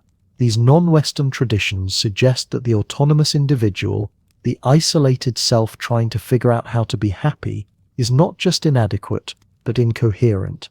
You cannot solve the problem of happiness, starting from the premise of a separate self, because there is no separate self. The boundaries you imagine around your individual identity are permeable, provisional, constantly constituted and reconstituted through relationship. The practical implications are profound. If happiness is fundamentally relational, then practices aimed at individual contentment, from consumer choices to therapeutic interventions to self-help regimens, miss the point. You cannot purchase your way to happiness if happiness depends on the flourishing of your community. You cannot optimize your personal well-being if your well-being is inseparable from the health of relationships and systems beyond your control. The very project of self-improvement, so central to Western and particularly American culture, begins to look questionable. Perhaps the self in need of improvement is a fiction, and the effort to improve it a distraction from the real work of tending to relationships, fulfilling responsibilities, participating in the collective flourishing that includes but exceeds you. These traditions also challenge the temporal framing of happiness in Western thought. Aristotle said you could not judge whether someone had lived a happy life until they were dead. But even this assumes happiness is something that accrues to an individual over the course of a single lifetime. Indigenous traditions that incorporate ancestors and future generations into the moral community suggest that happiness, if that is even the right word, unfolds across timescales far exceeding individual existence.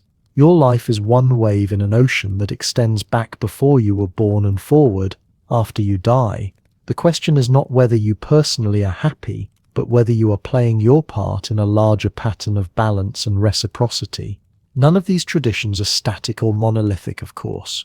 Contemporary Ubuntu philosophy has been shaped by colonialism, apartheid, and globalization. Modern Japan balances ikigai with intense work culture and social pressure that can feel anything but life-affirming. Indigenous communities have survived genocide and forced assimilation that disrupted traditional ways of understanding relationship to land and each other. These philosophies exist in the real world, adapted and sometimes distorted by historical forces, lived imperfectly by actual human beings facing the complexities of modern life. Yet they persist. They offer resources for thinking about happiness that Western philosophy largely lacks, not as exotic alternatives, but as legitimate ways of understanding what it means to flourish. In an era of social fragmentation, ecological crisis, and epidemic loneliness, these relational philosophies may offer not just interesting cultural variations, but vital correctives. Perhaps the individual pursuit of happiness has reached its limit. Perhaps it always was a limited framework, one cultural construction among many, and the anguish of contemporary life stems partly from taking it too seriously, from imagining that happiness could ever be anything other than collective, relational, woven into the fabric of interdependence that holds all beings together. These diverse cultural traditions offered profound wisdom about happiness, but the 20th century brought a new player into the conversation: science. Psychology, neuroscience, and social science began investigating happiness with empirical methods, attempting to measure what philosophers had debated for millennia. In January of 1998, Martin Seligman stood before the American Psychological Association to deliver his presidential address. For nearly a century, he told his colleagues, psychology had devoted itself almost exclusively to human dysfunction. It had mapped depression, catalogued anxiety disorders, studied trauma and pathology with impressive precision. But in this relentless focus on what goes wrong with the human mind, the field had neglected an equally important question: what goes right? That address marked the formal birth of positive psychology, a movement that would attempt to bring the tools of empirical science to questions philosophers had debated for millennia. Seligman himself had spent much of his career studying helplessness. His experiments with dogs in the 1960s had revealed how repeated exposure to inescapable stress could teach organisms to give up even when escape became possible. The research was groundbreaking, but somewhere in those years of investigating what made creatures miserable, Seligman began wondering whether psychology could reverse its lens. If science could identify the mechanisms of despair, perhaps it could also illuminate the architecture of flourishing. The movement he launched was not without precedent.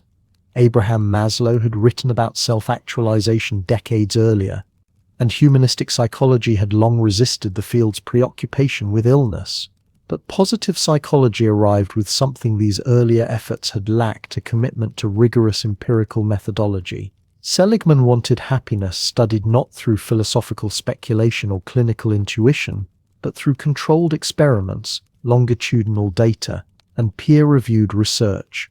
He wanted to measure flourishing the way medicine measures blood pressure. This ambition immediately confronted a fundamental problem. Ancient Greek philosophers could debate eudaimonia without defining it operationally. Buddhist monks could pursue liberation without quantifying enlightenment. But scientists needed something they could count, something that could be graphed and compared across populations. The solution was a concept called subjective well-being, which researchers divided into three components: life satisfaction, positive affect, and the absence of negative affect. Participants would rate their happiness on numerical scales, report how often they experienced joy or sadness, and evaluate their overall contentment with life circumstances. These measurements enabled an explosion of research. Scientists could now correlate happiness scores with income levels, relationship status, employment conditions, and health outcomes. They could track how well-being changed over time, compare nations, and test interventions. Within a decade, positive psychology had produced a substantial body of empirical findings about what made people report higher subjective well-being. Yet, as the data accumulated, researchers noticed something curious. Some findings seemed to validate ancient philosophical intuitions, while others contradicted received wisdom entirely. The relationship between external circumstances and reported happiness, for instance, proved weaker than most people assumed. Beyond a threshold of basic material security, additional wealth showed diminishing returns on life satisfaction. People adapted to both good fortune and misfortune with surprising speed, a phenomenon psychologists called the hedonic treadmill. You win the lottery or lose a limb, and within months or years, your happiness baseline tends to drift back toward wherever it started. This adaptation effect suggested that Aristotle might have been onto something when he distinguished eudaimonia from mere pleasure. Perhaps the Greeks had understood intuitively what science was now confirming: lasting well-being could not be built on fluctuating emotional states or external conditions. This realization led researchers to resurrect the ancient distinction between two types of happiness. Hedonic well-being referred to pleasure, positive emotions, and satisfaction of desires. Eudaimonic well-being pointed toward meaning, growth, and actualizing human potential. Carol Reif developed a framework for eudaimonic well-being that included self-acceptance, positive relationships, autonomy, environmental mastery, purpose in life, and personal growth. When researchers measured both hedonic and eudaimonic dimensions, they found the two often diverged. Someone might report high life satisfaction but low sense of meaning, or vice versa. Parents of young children frequently reported lower moment-to-moment positive effect than childless adults, yet described their lives as deeply meaningful. The relationship between pleasure and flourishing was more complicated than utilitarians had imagined.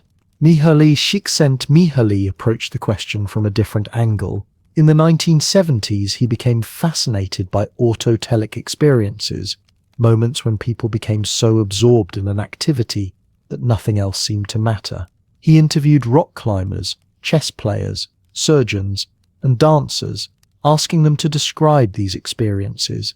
What emerged was a remarkably consistent description: complete absorption, effortless concentration, loss of self-consciousness, distorted sense of time, and intrinsic motivation. Csikszentmihalyi called this state flow. Flow occurred, his research suggested, when challenge and skill were perfectly matched. If a task was too easy, boredom resulted; too difficult, and anxiety took over. But in that narrow channel where ability met demand, consciousness became entirely focused on the present moment. The parallels to Buddhist mindfulness and Taoist wu-wei were striking. Csikszentmihalyi had documented empirically what contemplative traditions had long claimed, that optimal experience came not from relaxation or pleasure, but from engaged absorption in meaningful activity. His findings suggested a route to happiness that required neither hedonic pleasure nor Aristotelian virtue, but rather the psychological architecture of deep engagement. People reported being happiest not during leisure, but during work that challenged them appropriately. This contradicted common assumptions about happiness requiring rest and relaxation. Perhaps what humans needed was not freedom from demands, but demands that matched their capacities. Neuroscience added another layer to the picture. Brain imaging studies revealed that happiness was not localized to a single neural structure, but distributed across multiple systems. The prefrontal cortex, particularly the left hemisphere, showed greater activation in people reporting higher positive effect. The amygdala, involved in processing threat and negative emotion, showed different patterns of reactivity in individuals with varying baseline happiness levels. These findings suggested that well-being might be partly determined by brain structure and function, not just by external circumstances or conscious choices.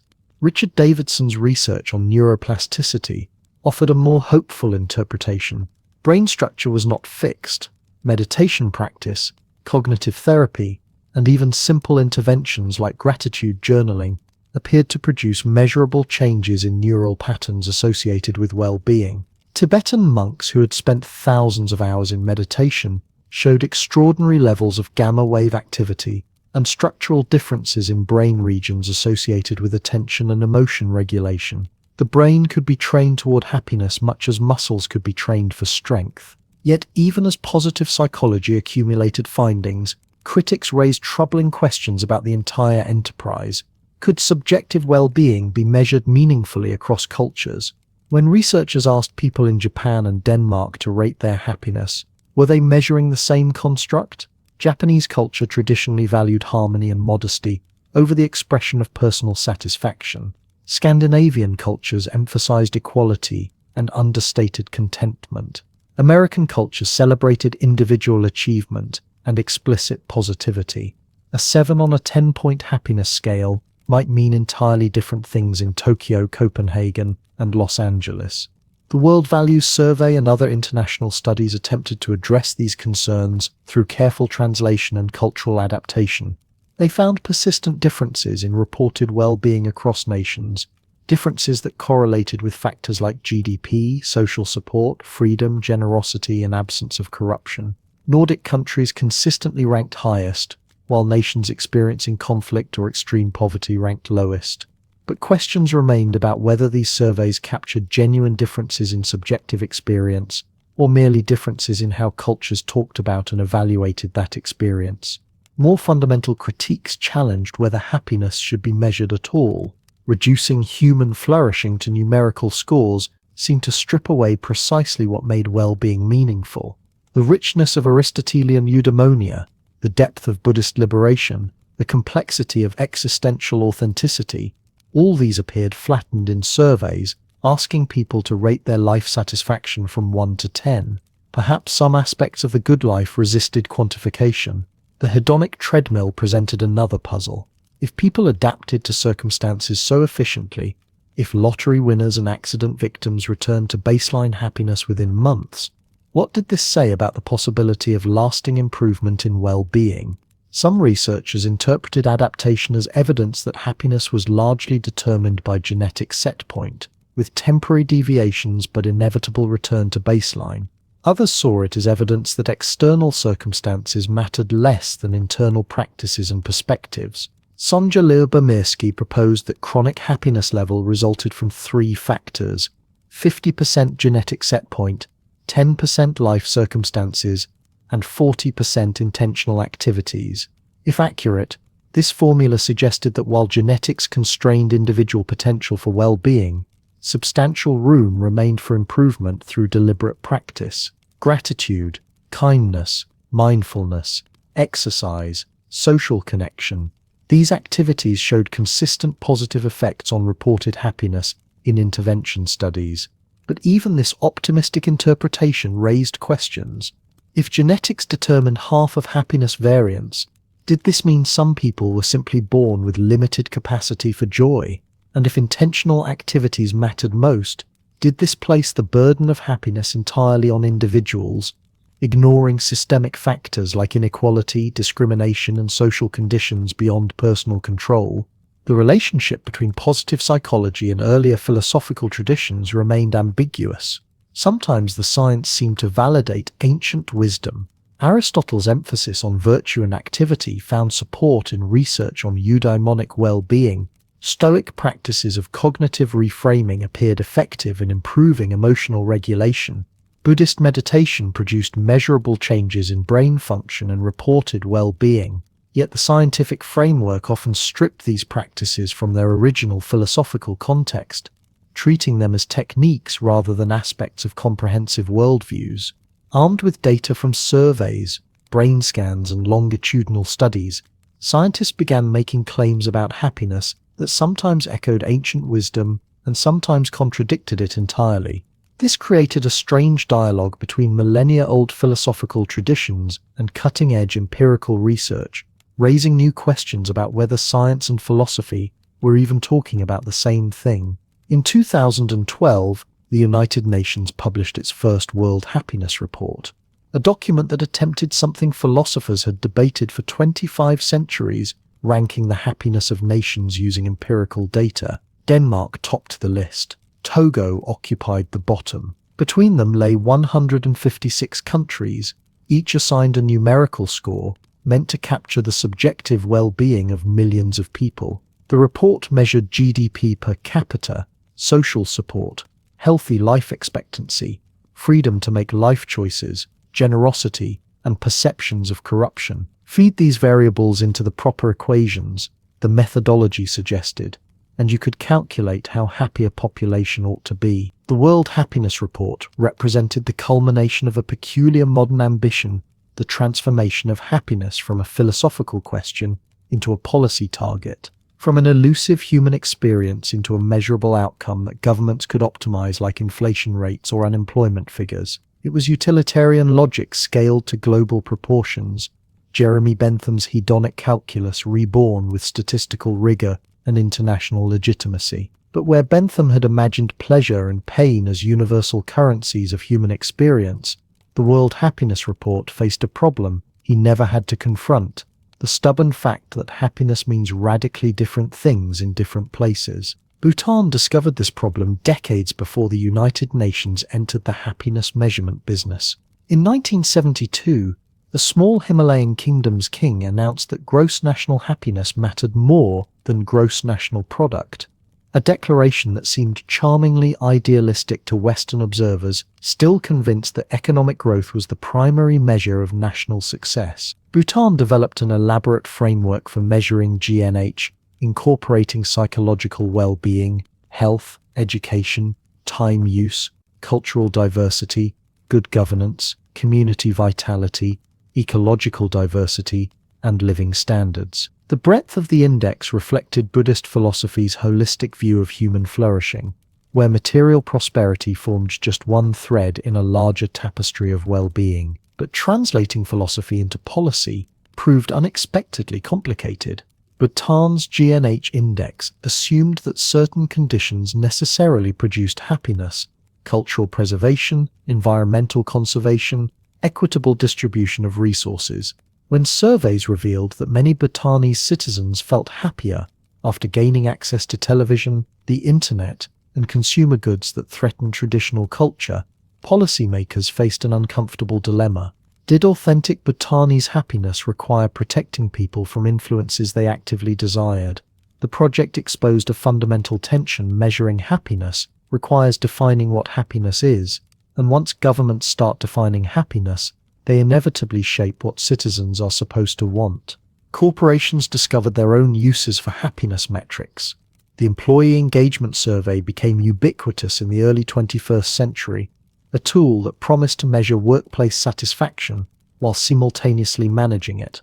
Companies hired chief happiness officers, installed meditation rooms and standing desks, offered free snacks and flexible schedules. Google pioneered the optimization of workplace well-being, studying everything from cafeteria design to the ideal number of monitors per desk. The message was clear: happy workers were productive workers, and productivity could be enhanced through strategic interventions in the emotional lives of employees. The instrumentalization was difficult to miss. Corporate wellness programs framed happiness as a means to an end, a resource to be cultivated for the benefit of quarterly earnings. The ancient Greek notion that happiness was an end in itself, the highest good that needed no further justification, disappeared entirely. In its place emerged a vision of happiness as fuel, as a state that could be engineered through the right combination of ergonomic furniture, mindfulness apps, and team-building exercises. Employees were responsible for their own emotional maintenance, expected to arrive at work already equipped with the psychological resilience to handle whatever demands the job required. The self-help industry expanded this logic beyond the workplace, offering a vast marketplace of techniques, programs, and products promising to unlock happiness through proper methodology.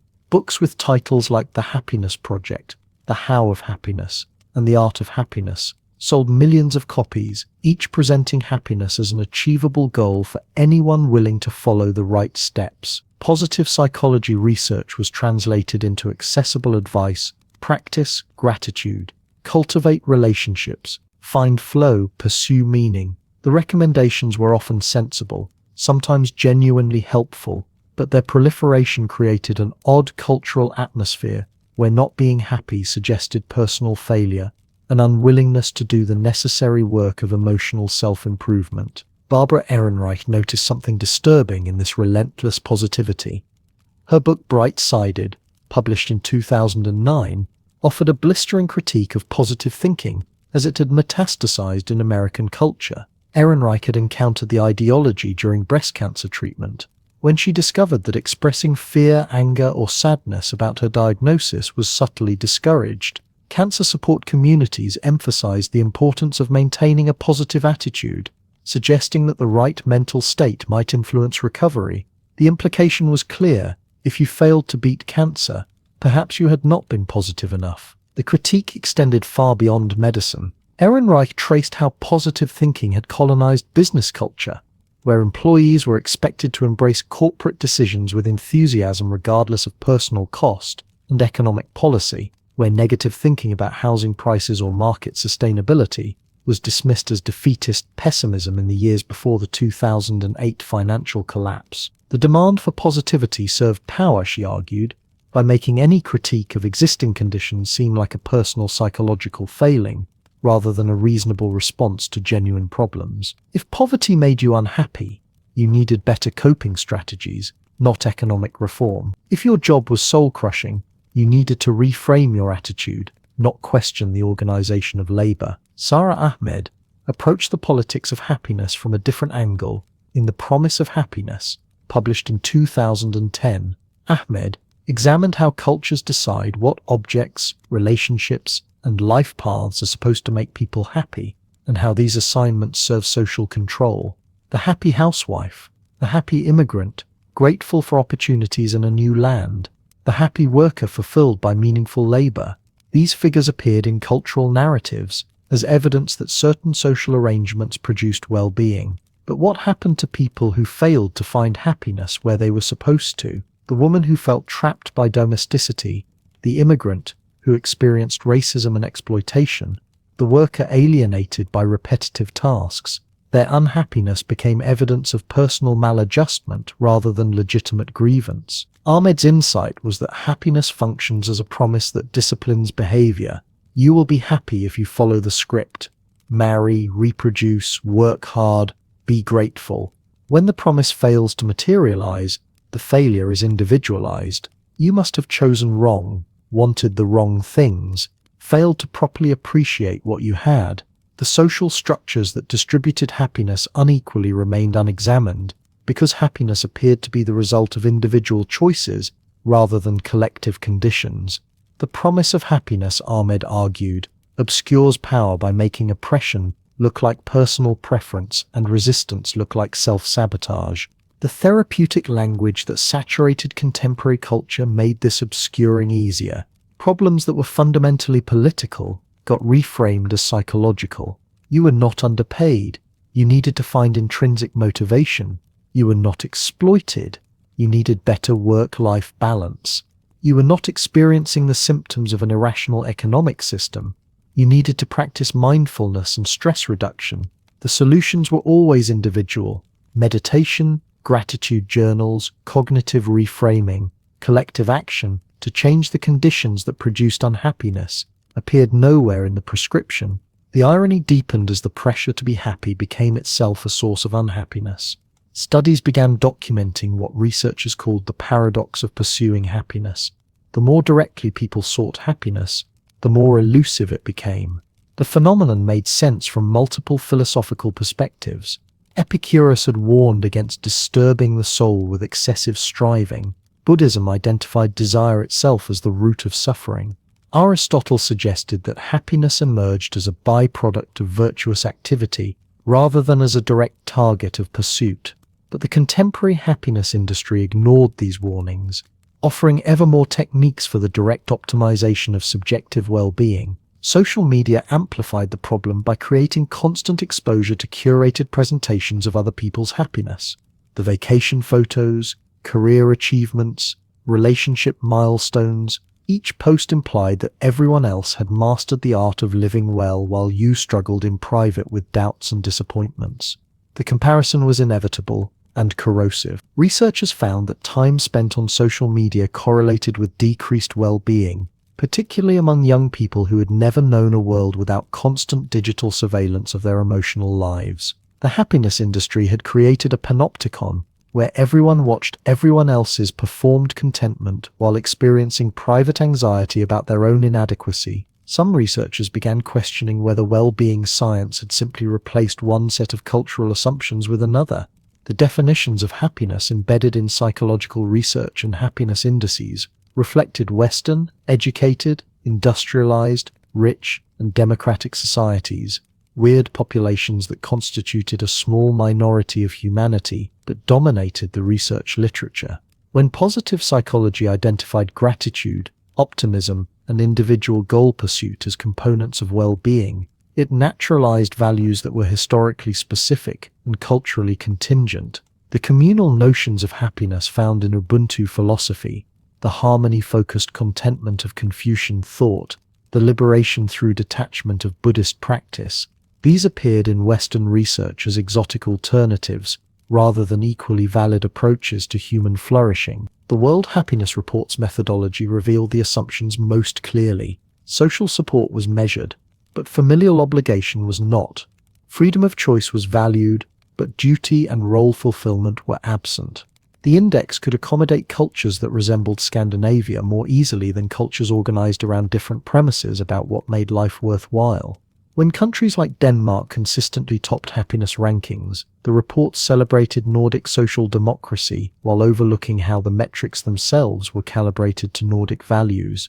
The exercise claimed to measure universal human well-being, while actually measuring one particular cultural vision of the good life. The contemporary obsession with measuring, optimizing, and pursuing happiness has created its own paradoxes. Perhaps the question is not which culture or tradition has the right answer about happiness, but whether there can be a single answer at all. What emerges from this cross-cultural journey is something more complex and more interesting than any single philosophy could capture. A philosopher named Isaiah Berlin once observed that some of the deepest truths about human life cannot be reconciled with one another. He called this value pluralism, the recognition that genuine goods sometimes conflict in ways no amount of wisdom can resolve. Freedom and security, justice and mercy, individual excellence and communal harmony. These are not false dichotomies waiting for a clever synthesis. They are real tensions woven into the fabric of human existence. The diverse philosophies of happiness explored across cultures and centuries reveal exactly this kind of irreducible plurality. They are not different answers to the same question. They are different questions arising from different visions of what a human being is and what human life is for. Consider what each tradition assumes before it even begins to discuss happiness. Aristotelian ethics presupposes that humans have a natural function, a telos, and that flourishing means fulfilling this function through rational virtue. Buddhist philosophy begins with the radical claim that the self we take for granted is an illusion, and that liberation requires seeing through this illusion. Confucian thought assumes that human nature becomes fully human only within a web of relationships and social roles. Utilitarian calculation treats pleasure and pain as the fundamental currency of moral value. Existentialism insists that we create our own essence through free choice in an indifferent universe. Ubuntu philosophy maintains that personhood itself is constituted through community. These are not competing theories built on shared foundations. They are rival foundations, each supporting an entire way of understanding what it means to live well. The differences run deeper still. When Aristotle speaks of eudaimonia, he imagines a life unfolding over decades, a complete biography that can only be judged as a whole. When Epicurus describes ataraxia, he points to a state of tranquil pleasure achievable in any moment by those who understand the nature of desire. When Buddhist teachers speak of nirvana, they describe something beyond both pleasure and virtue, a liberation from the cycle of suffering itself. These philosophers are not disagreeing about how to reach the same destination. They are pointing toward different destinations entirely, each visible only from within its own conceptual landscape. What makes these differences possible? The answer lies in what each culture values most deeply. which in turn reflects how each culture understands the human condition. Greek philosophy emerged in city-states, where citizens participated directly in governance, where public speech and rational debate shaped collective decisions. No wonder the Greeks valued reason, excellence, and the cultivation of virtue visible in the public square. Buddhist thought arose in the context of Hindu cosmology, with its vast cycles of rebirth and the overwhelming presence of suffering in all sentient life. No wonder it sought liberation from the wheel of existence itself. Confucian philosophy developed during centuries of warfare and social chaos in China, when the breakdown of ritual and hierarchy seemed to threaten civilization. No wonder it emphasized harmony, propriety, and the renewal of traditional values. Each philosophy reflects not just abstract reasoning, but lived experience, cultural memory, and collective response to particular historical challenges. This cultural embeddedness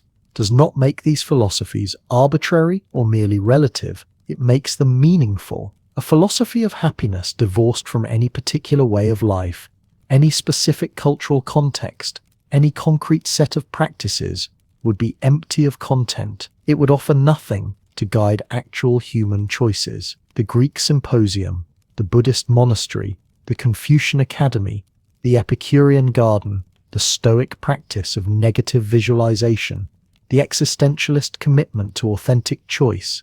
These are not optional decorations on timeless truths. They are the forms through which philosophical insight becomes livable wisdom. But if happiness means something different in each cultural context, what are we to make of this diversity? One response is relativism.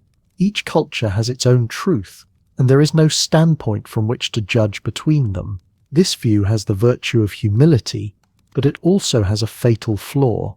It makes conversation between traditions impossible. It treats cultural boundaries as impermeable walls rather than as porous membranes through which ideas and practices can flow. The actual history of philosophy shows something far more interesting than isolated traditions maintaining their purity. It shows constant borrowing, adaptation, synthesis, and creative misunderstanding. Buddhism transformed as it moved from India to China, encountering Taoist concepts and creating new hybrid forms. Stoicism shaped early Christian thought in ways that would have baffled Zeno. Japanese culture absorbed Buddhist, Confucian, and Shinto elements into something uniquely Japanese.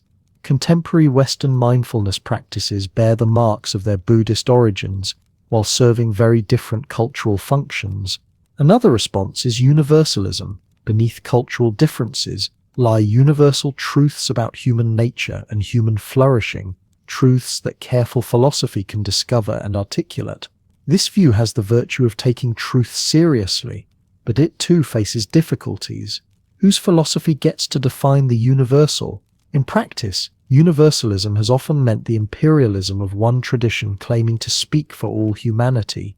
It has meant missionaries and colonizers insisting that their vision of the good life is the only legitimate vision, that their path to happiness is the path all must follow. Berlin's value pluralism offers a third way. It acknowledges that multiple genuinely valuable ways of life exist, and that these ways of life sometimes embody incompatible values. You cannot simultaneously maximize individual freedom and communal solidarity. You cannot cultivate both Taoist spontaneity and Confucian ritual propriety to their fullest extent. You cannot pursue both Buddhist detachment and Aristotelian engagement with equal commitment. The choice between these goods is real, and it matters, but it is not a choice between truth and falsehood. It is a choice between different forms of human excellence, different ways of responding to the fundamental challenges of existence. This pluralism creates both freedom and burden for those of us navigating modernity. We inherit not one tradition, but many. We have access to Greek philosophy and Buddhist meditation, to Stoic practices and utilitarian calculations, to existentialist authenticity and communal Ubuntu. We can read Aristotle and Confucius in translation, study neuroscience research on happiness and traditional wisdom from cultures not our own. This abundance is real wealth, but it also creates a distinctly modern problem. How do we construct a coherent life from these disparate materials? How do we avoid becoming mere consumers of philosophical and spiritual ideas, sampling techniques and perspectives without committing deeply to any? Some contemporary thinkers have tried to synthesize different traditions into unified theories. The Dalai Lama's dialogues with neuroscientists attempt to show convergences between Buddhist psychology and modern brain science. Positive psychology draws explicitly on both Aristotelian eudaimonia and Buddhist mindfulness. The World Happiness Report tries to measure well-being across cultures using standardized metrics. These efforts have value, but they also risk flattening genuine differences, translating everything into a lowest common denominator that belongs to no tradition in particular. Perhaps the wiser approach is not synthesis, but what we might call philosophical bilingualism, or even multilingualism. You can learn to speak multiple philosophical languages, to inhabit different frameworks for understanding happiness, without requiring them all to say the same thing. You can practice Stoic negative visualization to cultivate gratitude while also embracing Epicurean appreciation of simple pleasures. You can pursue meaningful work that contributes to community while also developing interior practices of meditation and self-cultivation. You can value both authenticity and social harmony, accepting that sometimes these values will conflict, and that the conflict itself is part of what makes life rich and complex. This approach requires something contemporary culture often lacks: comfort with ambiguity. We want definitive answers, clear metrics, proven techniques. We want to know whether happiness comes from pleasure or virtue, from individual achievement or communal belonging, from accepting what is or striving for what might be.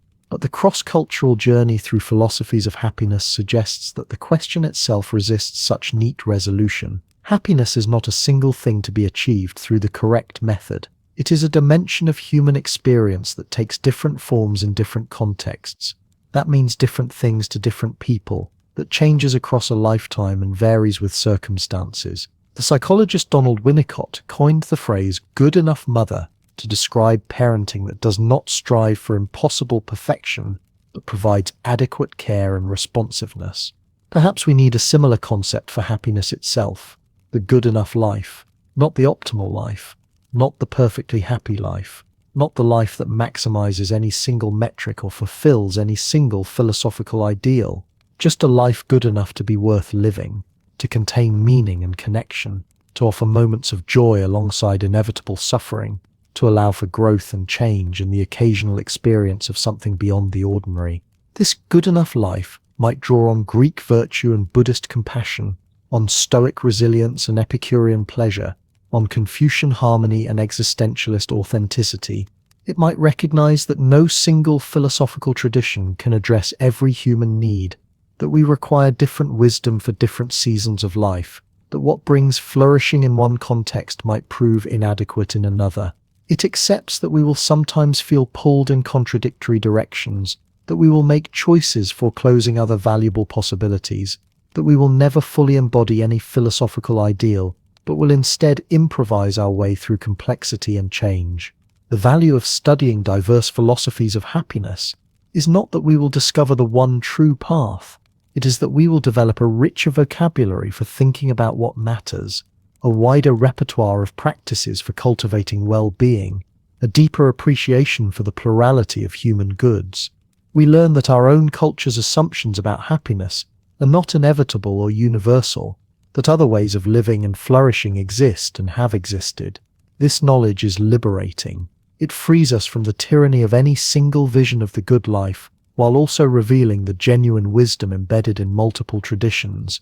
In the end, perhaps the deepest insight from this cross-cultural exploration is that the question of happiness transforms us even when we cannot answer it definitively. The asking itself is a form of philosophical practice, a way of examining our lives and clarifying our values. When we ask what truly makes life worth living, when we consider Greek excellence and Buddhist liberation and Confucian harmony and existentialist authenticity, we are not just gathering information. We are engaging in the ancient practice of philosophy as a way of life, using ideas not just to understand the world, but to transform how we inhabit it. This chapter concludes the journey through diverse philosophies of happiness, but leaves the listener with an invitation to continue thinking about how they construct their own understanding of the good life.